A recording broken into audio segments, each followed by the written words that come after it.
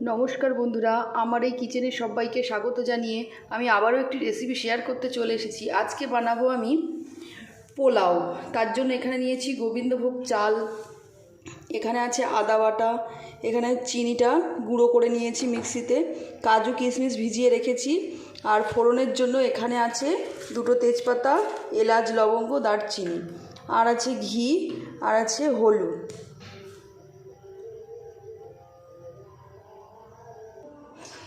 এই কাপের আমি 8 কাপ চাল নিয়েছি।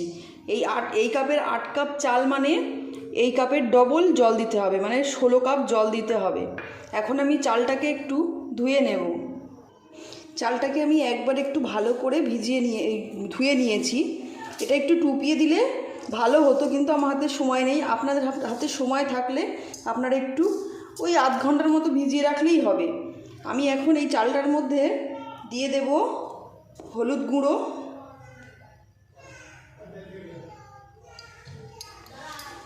এখন আমি এর মধ্যে দিয়ে দেব একটু আদা বাটা, আর দিয়ে দেব একটু ঘি।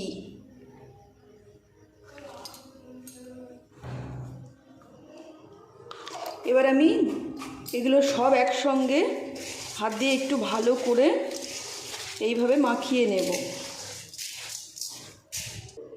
দেখুন, সুন্দর করে মাখিয়ে নেওয়া হয়ে গেছে। এখন আমি এটাকে এইভাবে এই পাত্রটার মধ্যে খেলিয়ে বেশ 15 মিনিট মতো আমি রেখে দেব।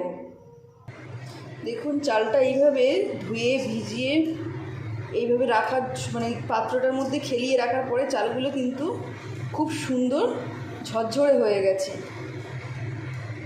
দেখুন, একদম খুব সুন্দর হয়েছে। এখন আমি এখানে কড়াই বসিয়ে দিয়েছি। কড়াই আমার গরম হয়ে গেছে। এবার আমি এখানে দিয়ে দেব ঘি। এটা আমি পুরোটাই ঘি দিয়ে করব।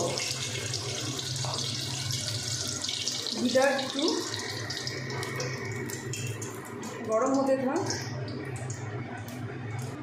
ঘি আমার গরম হয়ে গেছে। এখানে আমি দিয়ে দেবো দুটো তেজপাতা, এলাচ, লবঙ্গ, দারচিনি। এবার আমি এখানে দিয়ে দেব কাজু আর কিশমিশ। এগুলো দিয়ে একটু ভাজা ভাজা করে দেব।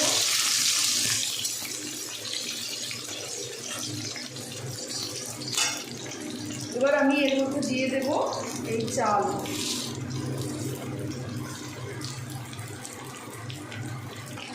চালগুলো দিয়ে আমি একটু ভালো করে ভেজে সুন্দর করে ভাজবো।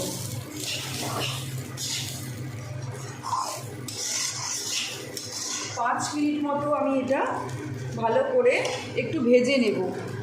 দেখুন, চালটা আমার ভালো করে ভেজে নেওয়া হয়ে গেছে।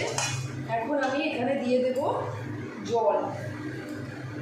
আমি এই কাপের 8 কাপ চাল নিয়েছি, আবার 16 কাপ জল দেব, মানে চালের থেকে ডবল জল দিতে হবে। এখন আমি এর মধ্যে জল দিয়ে দিচ্ছি।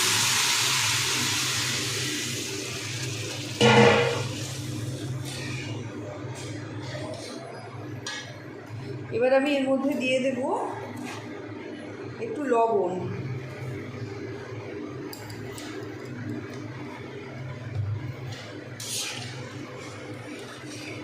এবার আমি গ্যাসের ফ্লেমটাকে একটু লো করে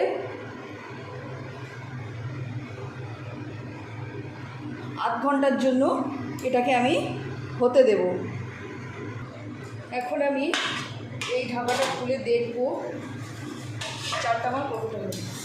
দেখুন, আরও কিছুক্ষণ সময় লাগবে। এখন আমি এর মধ্যে দিয়ে দেব চিনি। চিনিটা আমি যে কাপে চাল নিয়েছি সেই কাপের 2 কাপ চিনি নিয়ে আমি মিক্সিতে গুঁড়ো করে নিয়েছি। এর মধ্যে আমি চিনিগুলো দিয়ে দেব। মিষ্টিটা আপনারা আপনাদের পছন্দ মতো দেবেন। আমি এখানে 2 কাপ নিয়েছি, আপনারা চাইলে আরও বেশি নিতে পারেন বা আরও কম দিতে পারেন। এখন আমি চিনিটাকে ভালো করে চালের সঙ্গে মাখিয়ে নিচ্ছি।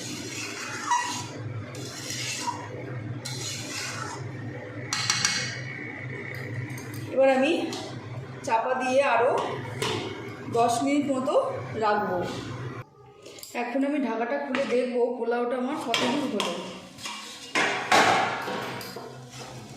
দেখুন পোলাওটা একদম আমার রেডি। এখন আমি এটা কড়া থেকে নামিয়ে একটু ঠান্ডা হতে দেব। আমার এই পোলাওটি একদম রেডি। দেখুন একদম সুন্দর ঝরঝরে হয়ে গেছে। আমার এই পোলাওটি আপনাদের কেমন লাগলো বাড়িতে একবার করে আমাকে কমেন্টের মাধ্যমে জানাবেন আপনাদের কেমন লাগলো। আমার এই চ্যানেলটি ছেড়ে যাবার আগে like, comment, share and subscribe করবার অনুরোধ রইল।